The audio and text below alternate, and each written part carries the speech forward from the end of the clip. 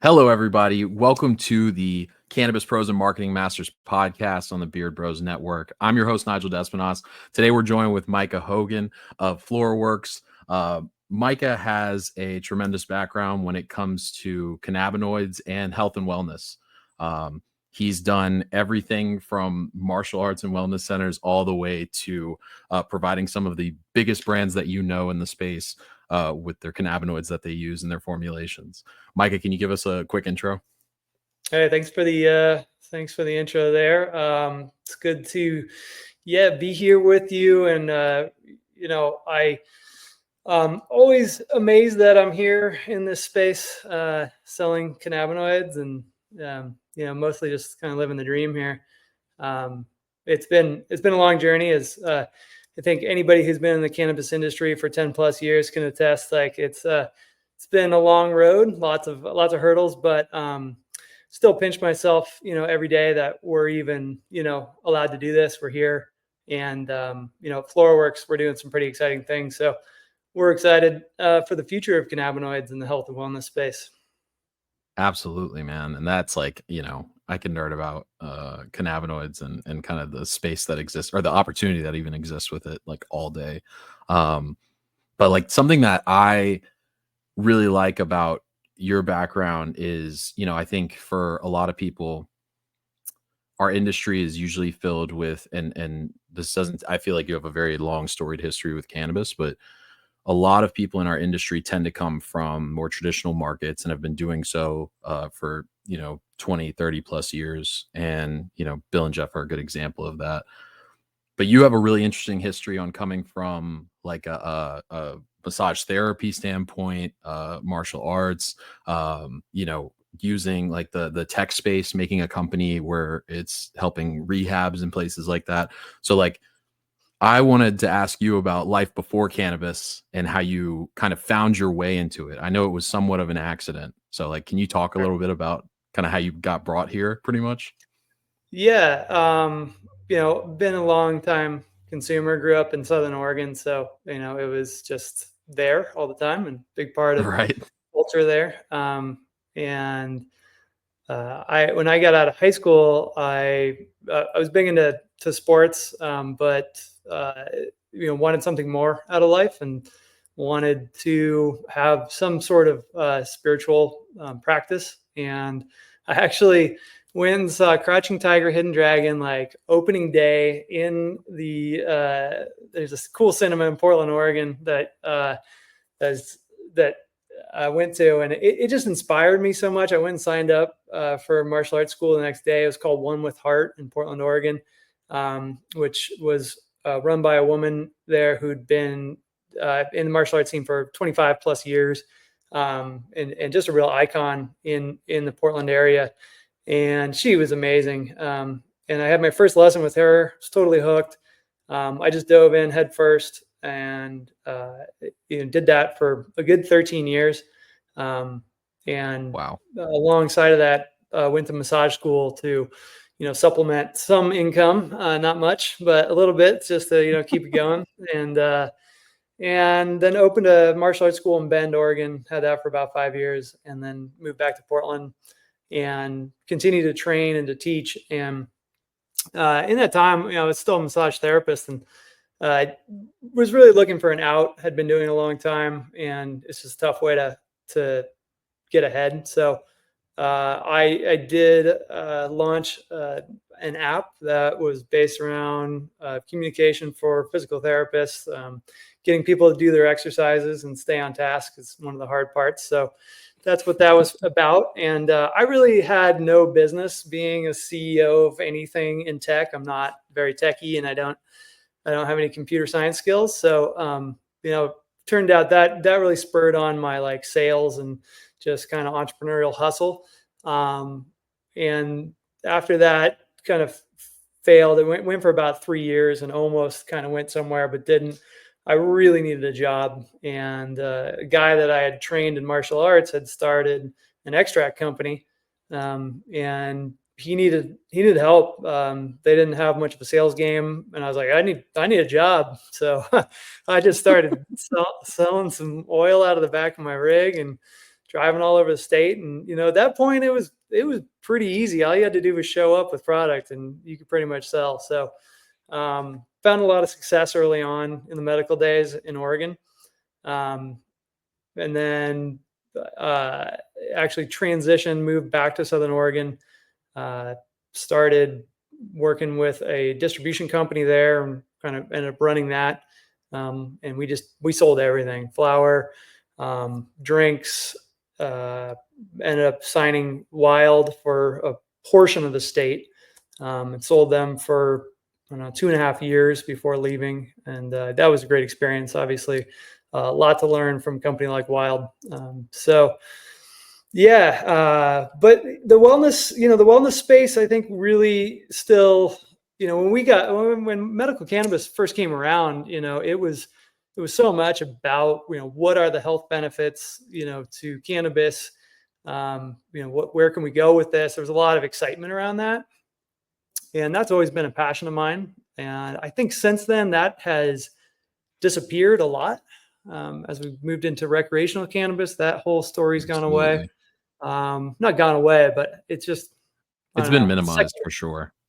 Yeah. Yeah. It's been like very much brought to a place where it's now more of an industry, I guess to say, than it was prior. Because I think if you were involved in cannabis prior, like, you pretty much had to be passionate about the patients, because you were dealing with so much shit that, people in normal 9-to-5s probably wouldn't be able to take it, Yes, for sure. Yeah. And it was a mission. It was this like badge almost, so, you were carrying with you. And yes, as it turned into an industry, it turned more into just a job, I think, for a lot of people. So yeah, I'm really excited that FloraWorks is now, which is funny. So the guy who started Dab Society Extracts, who I got the job from, was a friend of mine who trained martial arts with me. He started FloraWorks after they exited Dab Society Extracts and Swell Provisions. And then he had a great vision to, take one cannabinoid, which happened to be CBN, had a lot of efficacy, a lot of safety data, that hadn't been proven yet, and take that through to a real true nutraceutical product. So getting efficacy studies, getting tox studies, safety studies, and taking it, down the middle, mainstream type of approach to this product. And that was really exciting for me because, I still want cannabis to be, used for medical purposes only. I'm a recreational user still, so I appreciate that too. But I think that there's really two distinct sides to the plant, and I think that the path that they laid out at FloraWorks was a wise choice. Absolutely. And I think that is something for me that I've seen in terms of like how, people will typically segment, I feel like, the history of cannabis legalization in America into a couple different phases. You have, cannabis 1.0, which is just like getting compassionate programs up and running. You have 2.0, which is kind of like what we're in the midst of, so to say, where, state programs are expanding. You have recreational use, and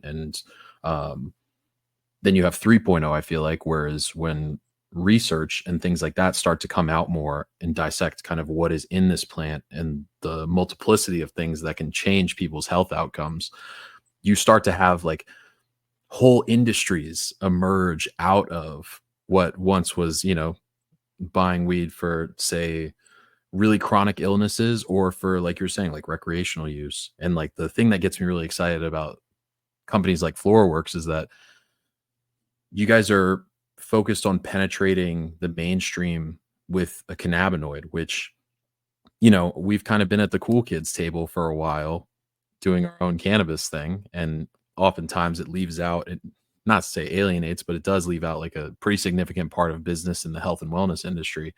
And you guys coming out with TruCBN, the efficacy studies, and like the various ways that you can use this product to help better your life, I think is such a hockey stick growth type of projection whenever other industries in the health and wellness space start to understand the fact that minor cannabinoids have effects that go way outside of THC. It's like an absolute game changer.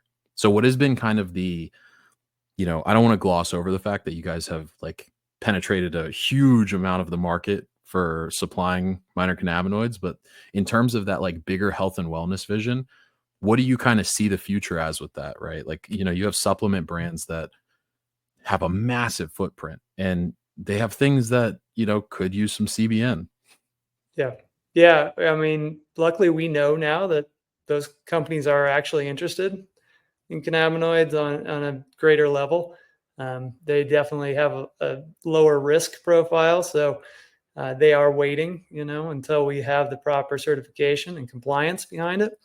But when we published our peer review of that study on TruCBN, we started getting hit up by some relatively big supplement companies out there, which really validated us. And we still have a little bit of ways to go on the tox work and getting it through some FDA stuff, which, if knock on wood, we're going to see that through next year. All right. Yeah, but I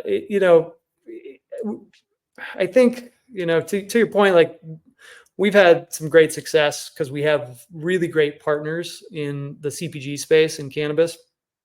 Wild, Groon, top of mind, both Oregon companies, both hopped on super early with CBN. They've had tremendous success with that product, but they've also validated CBN for the consumer too. So they did a lot of that heavy lift of educating the consumer on what the product is and how well it works. So I really see that this would happen again if we got somebody like Garden of Life, or the Gaia Herbs is in my town. I don't know if they're gonna touch it, but Thorn is another group that comes to mind. So some of these bigger supplement companies, we need champions on that side to push the envelope and bring it to consumers who aren't going to go into dispensaries. And Yeah, I think a absolutely. lot of people want the medical benefits, but it's like, I think about like RSO or something. Like, a lot of people just don't want that, right? And I believe in whole plant medicine, I really do, but it's just not it's not the right bridge product for so many people out there. CBN, on the other hand, I think that really is the right product for people who don't want to get high and have a lot of the therapeutic benefits. Absolutely. And you can see it in the sales data. I used to work at a market research and data analytics company in the space, and you could see it across markets. Like, consistently the highest selling SKUs tend to be targeted effects. So Yeah. like you were saying, like the elderberry CBN gummies tend to be the ones that knock it out the park consistently across markets. And it shows you that users are looking to accomplish different effect states. Like, people want to move towards a more purposeful form of consumption. And Yes. kind of what's brought out in the market isn't necessarily that. You have more and more brands, I feel like, that are introducing SKUs like that, but it isn't anything that I can't walk in and see 100 different SKUs that are advertising sleep, energy, creativity, etc. It's more like still in this like amorphous strain name game that we're in, kind of, right? Yeah, as you put it, we're in cannabis like 1.5 right now. Like, we're transitioning into 2, but we're not quite there yet. The Hmm. innovation's been fun. That's been really fun to see. And then, yeah, seeing the sales data on the other side of it, it's been awesome. And that's what I use to to market. Hmm. Kiva was the initial real champion of CBN. They had the best selling SKU with their Camino Midnight, and that, I think, is really what got the other brands to move. So yeah, sales data, it doesn't really lie. I mean, I know it's not like 100% accurate, but close It's enough. a good You see the trends. indicator. Yeah. Yeah. I was about to say, even from a projection basis, it does a pretty good job at nailing what people are feeling. And the other part with it for me that I find so interesting, especially off of what you were saying with, like, say, Garden of Life and having brands like Wilds champion the product from a manufacturing and a B2B perspective, as VP of sales and marketing, I find it really interesting that you guys are on the supplier end of kind of, you guys are like at the almost like the origin level of what goes through the production and manufacturing process. And a big part of getting the word out in terms of a marketing perspective is a lot of almost like co-storytelling, I guess I want to say, right? Where you're working to supply brands that are then trying to spread their message as a brand, but that them spreading their message is inherently spreading FloraWorks message about what CBN can do. So like, what is the marketing framework, I guess, to say on your end on how you work with your partners? So like, let's say, and we don't have to go into like the future state theoretical space, but like if a Garden of Life were to partner with you guys and start adding CBN, like how are you working with them to help kind of spread the good word of cannabinoids? Sure. Yeah, good question. Thank you. I definitely need to bulk up my staff a little bit once we get those bigger accounts on board. Um, but the science rigor at FloraWorks is really doing the lift there, because when it comes down to it, it's like, look, does this stuff actually work, or are we just saying that it works for all these things because we've got some anecdotal reports. CBN was easy because it already had the sleep effect kind of baked in early on, whether it was true or not. Like, people went with it, and I think that it was working well enough for people that they went back for more, and so that provided enough proof then to go and fund the research. But Okay. if we're not leading with research, then we're not truly progressing. And so I guess to answer your question, that we just have to go out and continue to do more studies and figure out, what is it doing? Why is it working? And then give that information to the brand so they can educate consumers. Okay. So a lot of it is like validation via data essentially, and then working Yeah. with those brands to essentially distribute product.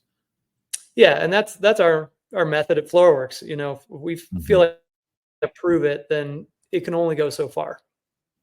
Yeah, absolutely. And in terms of, I guess, you guys have chosen to take like an inch wide and a mile deep approach by going with CBN as opposed to some other alt cannabinoid companies in the space are looking to pursue things like CBG, THCV, um, where or even like the acidic compounds where you have like CBDA, CBGA, all these different ones. Where are you guys at with that? Is there any interest in expanding that footprint over time, or is it like you said, this is the one that you guys see the most potential in? So you're going to be putting a lot of energy into that and then I guess gradually expanding out over time or keeping with that? Yeah, we do sell the other minor cannabinoids. We stick to what we call the therapeutics.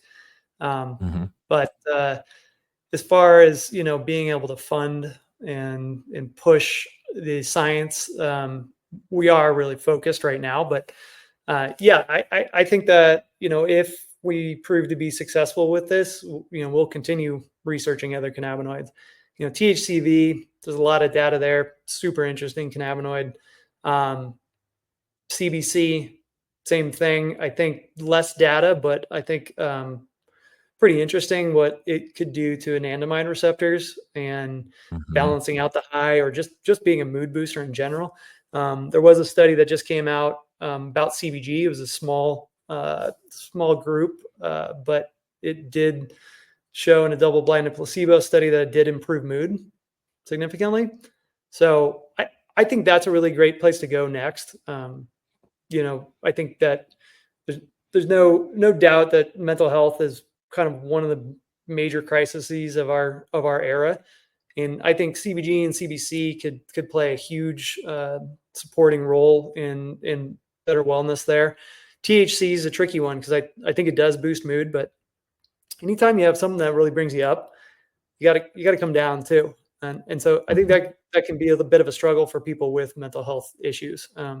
So I think as an industry, we need to recognize that and accept the fact that THC does have potential downsides, and that's where minor cannabinoids really come in. And if I don't know if you've had the CBC uh, ratioed gummies, like Groon's got one that's a CBG, CBC, Mhm. THC 1 to 1 to 1. It's Yep. phenomenal. I mean, it's So good. it's just happy. You just, it's like this, you come off it really soft. And I prefer that so much more to just a straight THC product. Yeah, I'm in the same boat. You know, I won't disclose what age I started smoking, but it was decently young, right? I feel That's like pretty young a too. lot of us in the space, that's how it goes. And you know, when it got to college age, late high school, you know, my friends and I were seshing constantly, like, and that went through college, right? I did, um, I was a D1 athlete, but that didn't change anything. I like still, I you know, chiefed every day. That was just what it was. What And was your sport? as I was track and field, I did shot put and discus. Cool. Yeah. Loved it. It was fantastic. And you know, I'm a big guy. We haven't met in person yet, but I'm a large frame. Um, but you know, as time goes, I can't consume like I used to. That's just not, my body is not here for it in the same way. So with that kind of came where my interest generally in minor cannabinoids came from, because if I can take out more of the guesswork of what I'm going to feel for an end state with a product that I'm using, that is like that is like go time for me. You know what I mean? I have I have a THC vape that I use, and I'm pretty sure, I could be wrong, but I think it's THC CBD ratioed product, and like love it to death. It is like fantastic. I used to be on Vyvanse. I used to be on Adderall. Again, disclaimer, you know, no medical recommendations are being done in this podcast, what have you, Right. right? Right. But you know, it is something that for me, it's giving me more of a targeted effect that I can focus on. Just like you said, the CBG, CBC, THC is like incredible. You have that lightness, you have that, it's like I don't even know. It's almost like it was the first time I smoked like forum cut Girl Scout cookies. I like Yeah. was down to talk to everyone. I felt fantastic. It was amazing. And like if you can like almost box up that experience and make sure I have it repeatable every time, like you've won me over for life. You know, this is like the what I see the future of cannabis as a health and wellness industry as. Um so yeah, I like Yes. I very If much any see. new brands are listening, do not launch a just THC product. Like if you're coming to market right now, like don't do that, right? Like there's a Mhm, million options out there for just that. Like you got absolutely. it. There's You got to be ready to innovate right now if you're going to make it. And that's what the next decade is in my mind of the space is going to be, right? It's you were entering a place where, you know, laws and bills are getting passed that allow research to be done on cannabis. And you know, we also have the hemp space, which like is its own Pandora's box of craziness that's happening right now, but there's Mhm. going to just be more space for innovation to occur, and that Yeah. all feeds into both of these markets. And I agree with you. I think if you are coming out with a brand or a line of products, you need to be looking to differentiate it in some way, because by and large, if you look on a product shelf, it's a lot of, you know, flashy The packaging same. unless you know the brand. Yeah, exactly. And it's very similar products. And it's like, in truth, if, you know, if I'm looking for Disty gummies, I'm just looking for the lowest price of what you give me at that point. There's no differentiation factor that can build a moat that can change how a consumer perceives you. So Yeah. I totally agree. If you want to bring a product to market and if you want it to be different, give it to someone who is looking for a targeted effect state, because that increases spend across a store. You know, if I'm looking Mhm. for something that's going to help me with my ADHD, then like I'm going to be looking to buy an assortment of products that are THCV driven. Or if I'm looking to go to sleep or relax at the end of the day, I'm looking for CBN products. So like I love it. I like this is like very much where I see the future slated to go. Um, and in terms of like the legal space or policy space, how are you guys involved with that? Are you guys like working with lawmakers to make more sensible hemp regulations? Are you like where does that lie with FloraWorks? Yeah. A less fun conversation. Uh, but It is a less fun conversation. I like talking about the magic of cannabinoids being able to like, just dial certain Change. things in because yeah. Everybody said smoke that strain, which is like that's my strain. Then he's like, I can't get it anymore or whatever. That's exactly So it. yeah.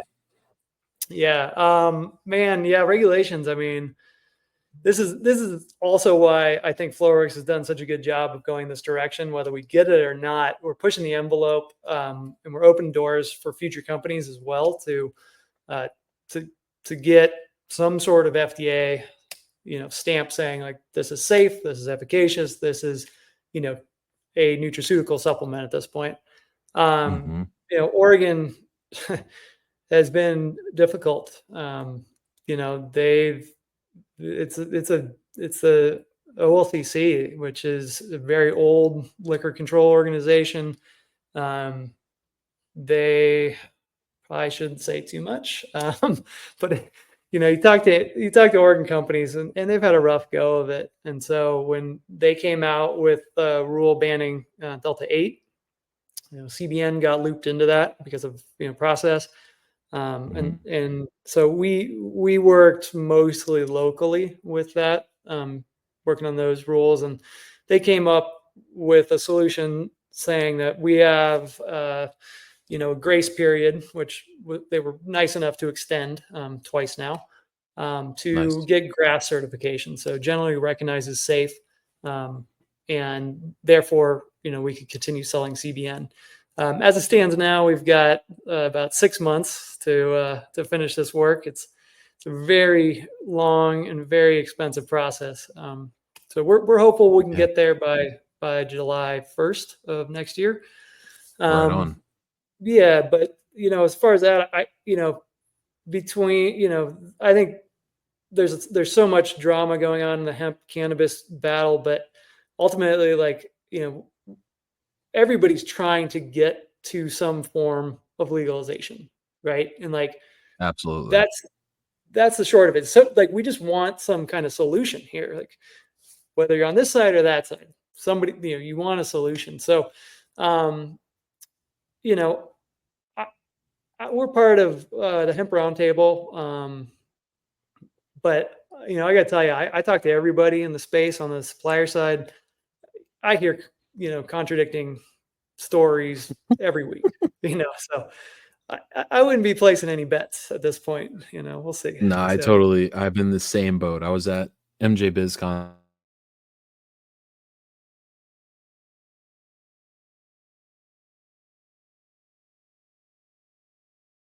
in terms of what, people are espousing in terms of their beliefs, where they see the future. The future is hemp, the future is cannabis. Like, even though we're all dealing with the same plant, end of the day. And when you go to a real life event, no one is no one is that involved in how crazy they feel about one way or another. Everyone just wants access, everyone wants legalization, and everyone wants to be able to have a sensible business framework to operate in, whether that's, direct to consumer, interstate commerce, whatever it is. It's not, people being up in arms and ready to fight each other. It's more about, how do we get this in people's hands in a effective, safe, and like logical way? How are we not going to be an overregulated business? Because in large in part, like, I think a lot of it comes from the fact that cannabis companies have, invested endless amounts of dollars into becoming above board, legal, certified producers, and they feel a little slighted by the fact that a lot of these hemp companies can just come onto the market and build beverages, gummies, whatever it is, and like ship that in all 50 states. So it's like, I can understand where it's coming from, but I think Yes. everyone is looking for like a shared unified goal at the end of the day, which is to Mhm. get access to the masses. I think you guys Yeah. are helping push that narrative as well. Well, thanks. Yeah, we hope so. And yeah, I totally understand. I mean, I think that the rec cannabis companies have been completely overburdened. I mean, without question. At the same time, like you know, those that push for more regulation and more oversight, like that doesn't help either. And I can never understand that within the cannabis culture, it was so anti-culture, anti-establishment for so long to like want more, control over that it just doesn't make sense to me. At the same time, of course, we need, good, smart, logical regulations on the hemp side and labeling and testing. But unfortunately, testing on its own, like that also is a flawed system too. So, the supplement industry as it is right now is widely self-regulated, like already, Big time. That was right? another question I wanted to ask you, is that there's no baseline in terms of, like when you're in supplements, essentially like what goes as long as you're not like actively harming people. Yeah, I mean, 90% of the supplements out there don't have clinical validation. Like, we don't know if this Mhm. stuff works. Like, it could be snake oil, it could be a miracle, right? Like, we don't really have the science there yet. And I think, there's a lot of fallout in that industry too, where they want more scientific validation. They want to build more trust in that industry because it's been growing so fast. And there's some companies that are doing a great job at that. So, one of our companies that we model after is KSM 66 ashwagandha. They I'm have gonna like write that down. 55 clinical studies, right, from all over the world, all kinds of different patient populations. That's a really interesting company. They do ashwagandha. They only do ashwagandha, and it works great. It's a great product. So we think cannabis, can be that same thing. Now, a lot of people are going to hate on us for just doing isolates too, but super, super hard to, have control studies without isolating or having a really, really consistent product. So, on the And I supply get side, that. isolates make a lot of sense. And that's exactly what I was about to say. I think what most people don't understand, especially, from like a CGMP perspective, or being able to create like scalable processes with these products, people don't understand that the variability that occurs in whole plant extracts is like very difficult to nail down in a systematic way. It's like, I don't want to call it impossible. I'm sure, everyone said something was impossible at one point, but it is so much variability that when you have testing and legal bylines that you have to adhere to, it becomes so much more of a difficult job to get it through and be able to increase that access versus an isolate, which you can do repeatable processes to create this, and still have efficacy that comes through on the product. And like, I don't know, it is You can valuing the test impact your inside blended it. product too. Like, once you create that blend, or you use whole, you can test that end product and get efficacy there. But yeah, Mhm. on a supply side, like, if you're gonna you take 10 different strains of plants, you're gonna get distinctly different effects. Yes. That's exactly Now, it. And that's and also there's what's cool no about cannabis, but the world we live in, unfortunately, that's that's a tough business model. especially now, and it's not one that'll survive right now. Now, if we jump forward 10, 15 years and we have like a legal framework, absolutely, sure. I'm sure that, once you have things like direct to consumer and interstate commerce that gets hashed out and understood, you'll get whole plant stuff everywhere. But that is not what we're living in right now. You guys are trying to create the most impact and the biggest amount of accessibility that you can with the framework that you're given. Yeah, And like and something again, that I believe. yeah, Now, go talking ahead. about like medical applications and nutraceutical applications. You know, That's exactly it. And again, I mean, that's literally what I was about to say, is that you guys, I think the companies that have the biggest like material difference in any space whatsoever, whether that's tech, whether that's cannabis, whether that's, nutraceuticals, health and wellness, is when you're trying to push a mission forward that impacts like a greater whole. And something that you guys are doing is taking something that's a part of cannabis and hemp and working to expand that footprint to as many people as possible that like would almost like scoff at the idea of ever walking into a dispensary. And like, that's the real win for cannabis in my book, is whenever it's integrated into normal lives and people are taking supplements that have these different things in them on a day-to-day basis. Like, that is really when we have like full integration into society, because like you said, THC isn't for everyone, and that's totally okay. I mean, not yeah, everyone likes to drink, like there's, but maybe they'll take like a lion's mane double alcohol extract. You know what I mean? It's like the same premise. Like, you're looking to get the wellness benefits without yeah, having to deal with the whole thing that people don't want to engage with, essentially. yeah, yeah. Mushrooms, another interesting plant also does not have any clinical validation, right? But everybody believes it already, and I'm Mhm. pretty certain that it does work. My I'm in the personal same belief boat. is that that stuff works really well. But again, it hasn't been proven yet, to my And I knowledge. guess that is in terms of where you see in terms of like clinical research and moving different cannabinoids forward through that product's pipeline through research, because like you said, I think that is going to be the way that you get buy-in from most people, is that you show efficacy in a scientific and repeatable way. Mhm. Where are you guys? I know, again, like I know you guys supply all of the other ones, and I know CBN was the one that presented the most opportunity in terms of what you could show, and you already have more than enough public buy-in on believing that it does this. Is there like a roadmap that you guys have? And I know, like, guessing anything in the next year, much less 5 years, is like, blindfolded throwing darts. But I think, I'm kind of curious on how you guys view it. Like, is the next big push going to be things like THCV, CBC? Like, are you guys going to work to put forward efficacy studies in the same way that you did with CBN? Yeah, I think we'd like to. Let's hope that funding comes back to the cannabis space as a whole.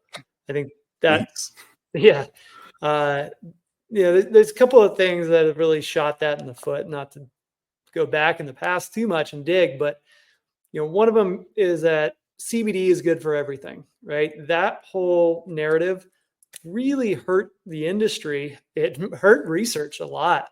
Not to mention that it already was a seizure drug, and it's stymied from a lot of further research because of that. Um, but that you know I think create a lot of distrust within the market for consumers. Mhm. And then um, the I can't remember my other thought right now, but um, it I think we really need the funding to come in to be able to complete these studies, or even just do initial looks and initial surveys even. So one thing that It's a I'm massive looking at doing, undertaking. yeah. So one thing I'd like to do in 2025 is just grab a cohort and do a non-clinical test, and so I put together these sample packs. I've got emulsions, little droppers that I'm going to ship out to people, and all I'm going to ask is that they fill out these surveys.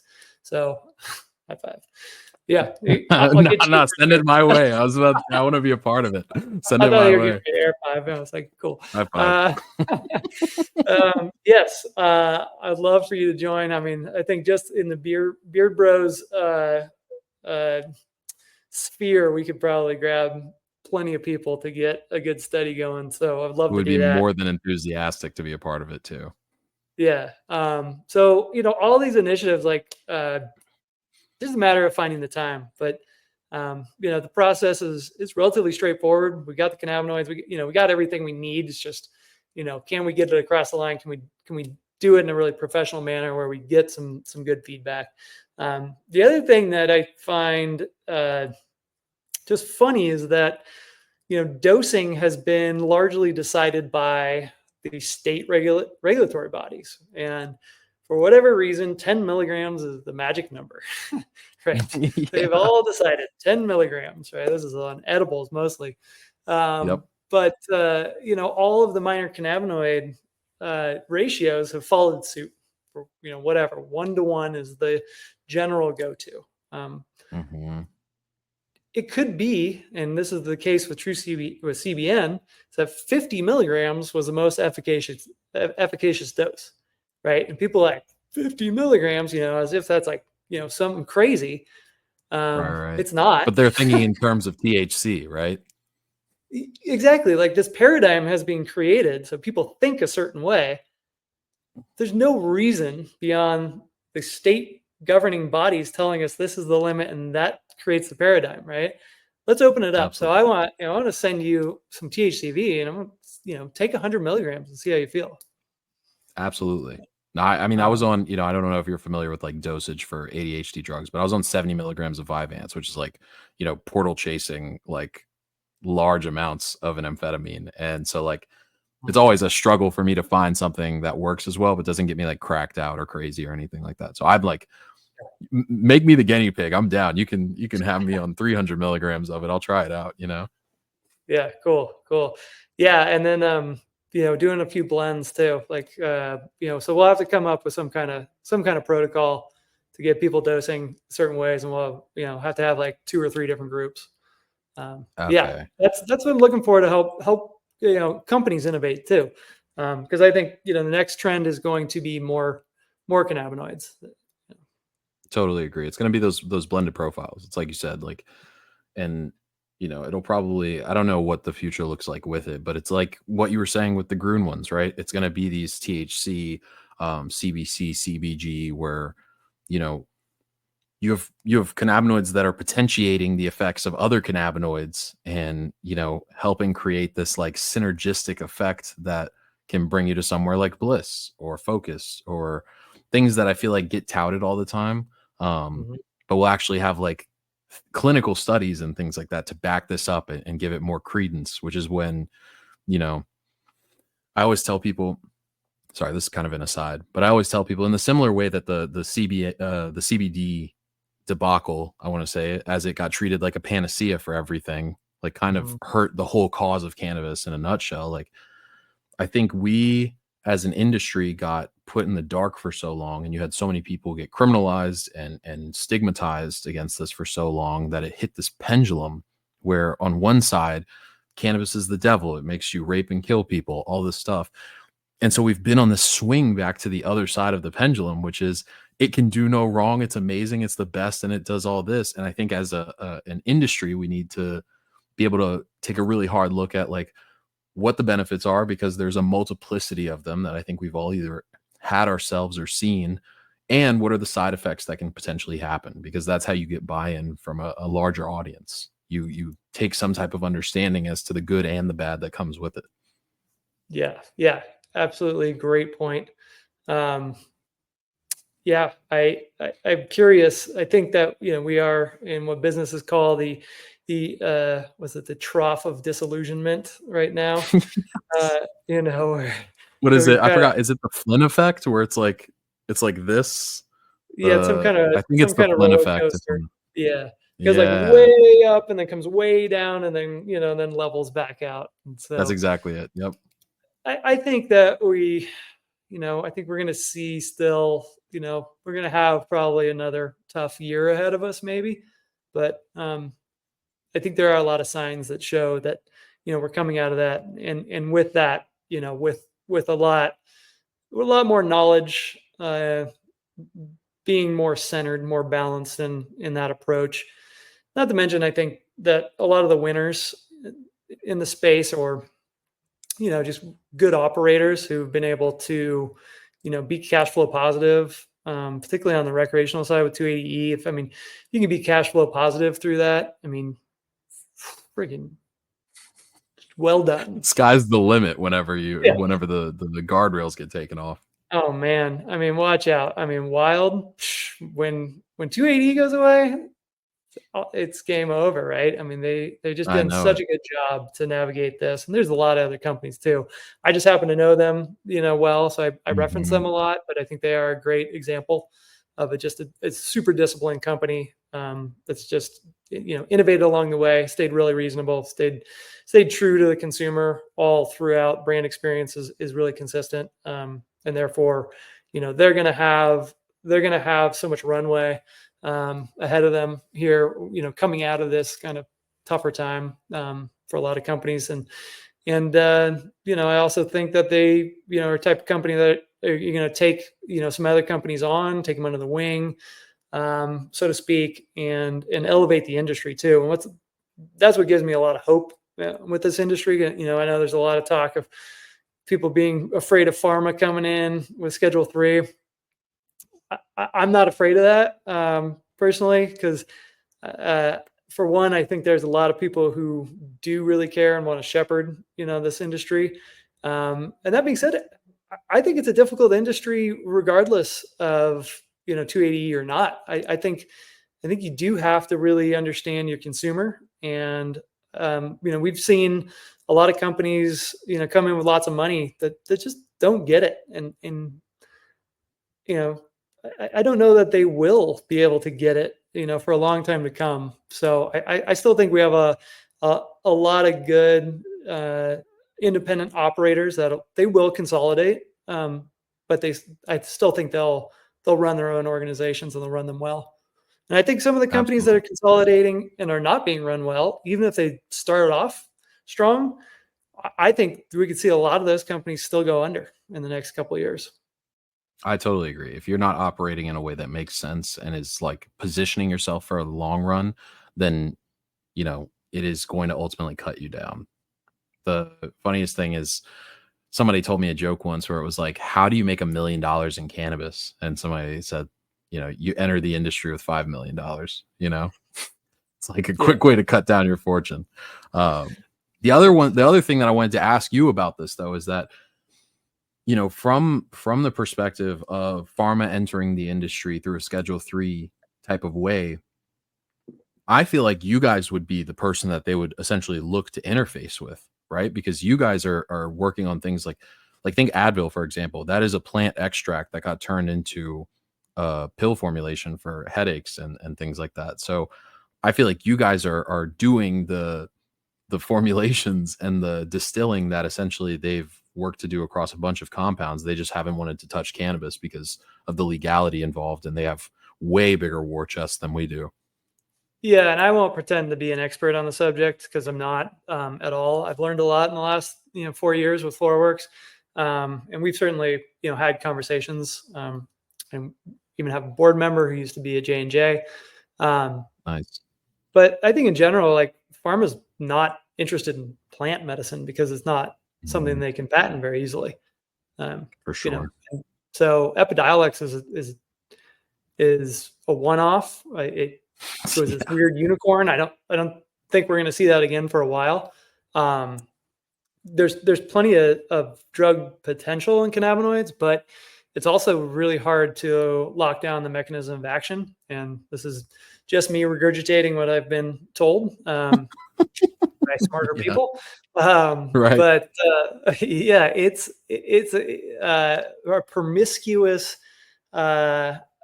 molecule. So it hits a lot of different receptors in the body, right? So that makes it really hard to patent and lock down the mechanism of action and create a drug out of it. So I think there's a lot of reasons why pharma is not interested in it. And then, we were in Vegas at Supply Side West, not this year, but the year before, talking about this. And it was like this dream of like, well, we'd love to prove that CBN does so much more. And we've got preclinical data that it does a lot more than sleep. And it's very promising. Yet, we're all, the diehard believers, and we want it accessible, right? And so that drug route is, we all know how that goes. For it's sure. tough for patients, right? On a budget level, or on a health insurance level, it's a bit of a scam, right? So, Right. Making it a nutraceutical makes it affordable and accessible, and people can, see their own benefits from it, or they can read the science, or, they can see things that aren't necessarily patentable as a drug, but they know it's going to be preventative for, certain ailments and aging and neurological issues, right? Okay. This sounds like, honestly, I think that is like an almost like the best of both worlds scenario, where you have, data that's backing up what these products are doing. And you also have it to where, large entities aren't controlling the way that people tend to their own health, which I think is, a pretty big theme across cannabis. Like you said, like, when have we ever as a community wanted more regulation or more oversight? Like, that's never been the case for us. So where is it coming from now? So I totally agree. I think that a nutraceutical like pathway through is one that can benefit like the largest number of humans in the best way possible. It's like the movie while The making it Saint with Elizabeth Shue and Val Kilmer, where she's like, she figures out cold fusion, which is like free energy for all, and she just wants to give it away. That's kind of we like making money, but also we want people to have this, and we want people to be able to afford this, right? But we also want them to know that it works. And my thing is, I don't think anyone, especially like with the hustle culture that came, like that cannabis has like been an incubator for, I mean, that was why I initially was in cannabis before it was my professional career. That's like you're trying to make your money in it. But like the thing that I am like so excited about is that you can make impact while making dollars, right? It's not Yes. mutually exclusive, and you don't have to go, Jeff Bezos status to make it happen. You can create a good product. You can try to get your cost of goods down while creating a safe, healthy supply of product and try to get it out to as many people as possible. Ideally Yeah. through, different partners like you guys are doing, and looking to forge those relationships.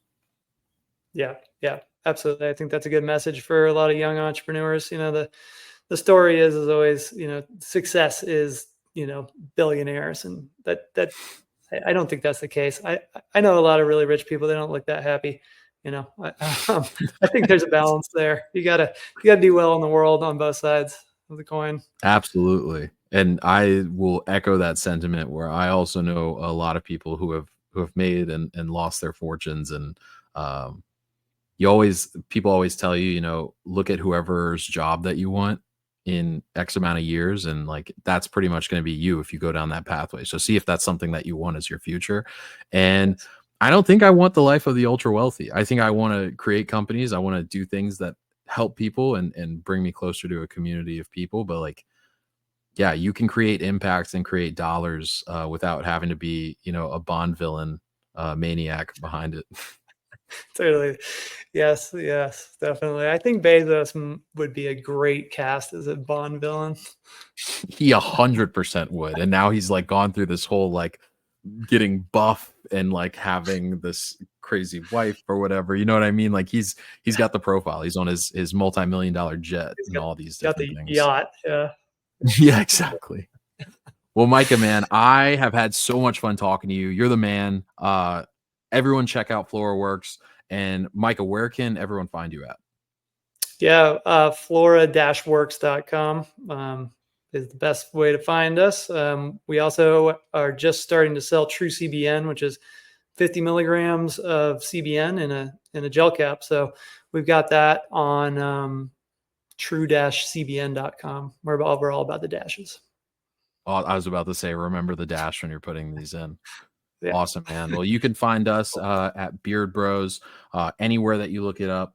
We're going to be number one that pops up on Google now, which is huge. Awesome. And you can Actually, I did find that. me on any. I searched you today. Actually, you were top, man. Let's go. That's what I'm talking about. It's the yeah, it's the culmination of a bunch of work, but it used to be like a facial shaving company. Um, yeah, you Yeah, can the find beard. me anywhere at Nigel_Ds or Nigel Despinasse on LinkedIn. Um, Micah, you're the man, dude. I appreciate this time. Thank you so much. I really appreciate it, and look forward to next time. Hopefully. All right, signing out. Thanks, everybody. Cheers.